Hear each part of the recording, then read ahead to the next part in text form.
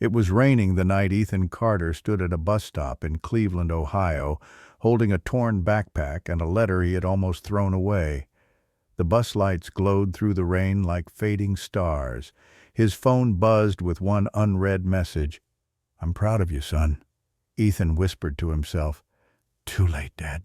It's too late." The bus doors opened with a hiss, and in that moment Ethan had to decide. Stay in his broken life, or walk toward something unknown. Ethan Carter was 18 years old.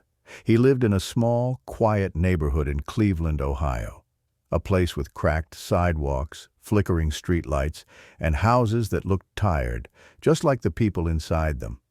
Ethan worked part-time at a grocery store after school. His dream was simple, to go to college and become a mechanical engineer, but dreams cost money, and money was something his family never had. His mother cleaned offices at night. His father worked construction until a back injury ended everything. Now his father stayed home, silent, ashamed. Ethan often thought, if I don't escape this place, I'll disappear inside it. School was no escape either. Some kids wore expensive sneakers. Ethan wore the same shoes for 3 years. Some talked about college tours. Ethan talked about overtime shifts.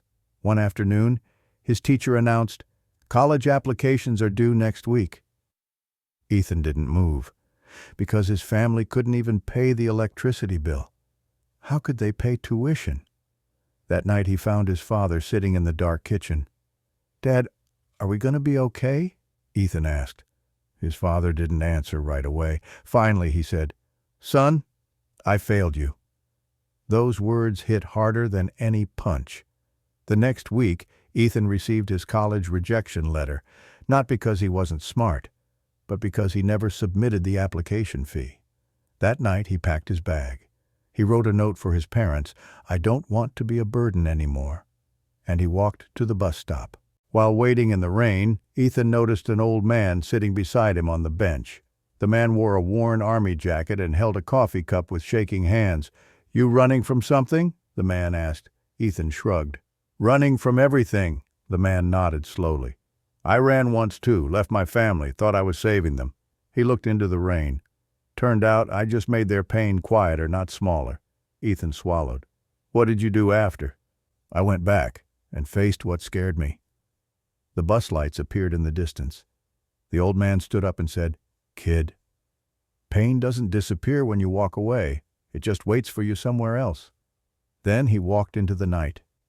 Ethan looked at his bag, then at his phone, and for the first time he read his father's message again. "I'm proud of you, son." Ethan turned around and walked home. The next morning, Ethan made a choice. He went to his school counselor.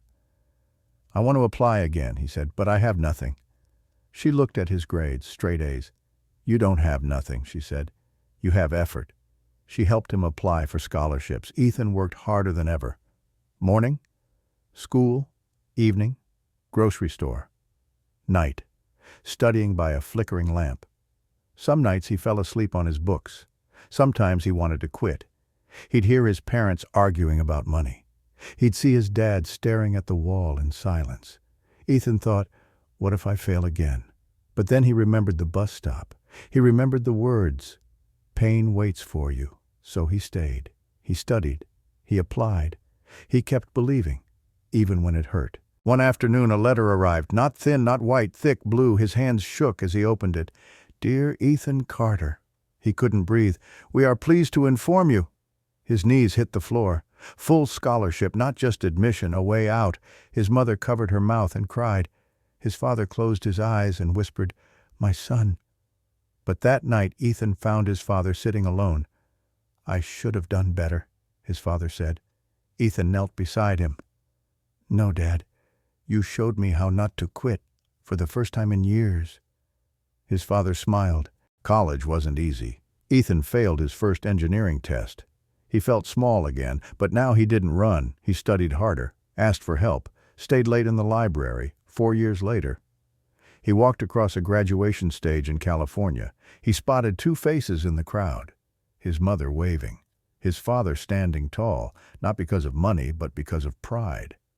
That night Ethan stood outside his old house in Ohio. Same cracked sidewalk, same streetlight, but inside him, everything was different. Ethan learned something school never taught him. Running feels like freedom, but staying is courage. Pain doesn't mean stop, it means grow, and sometimes the hardest road forward is the only road that leads out. If you're standing at your own bus stop right now, if life feels heavy, if quitting feels easier than trying, remember this. You are not weak for struggling. You are strong for staying. Your future is not behind you. It's waiting for the version of you that refuses to give up. This story reminds us that never give up, because your hardest moment may be the doorway to your greatest change.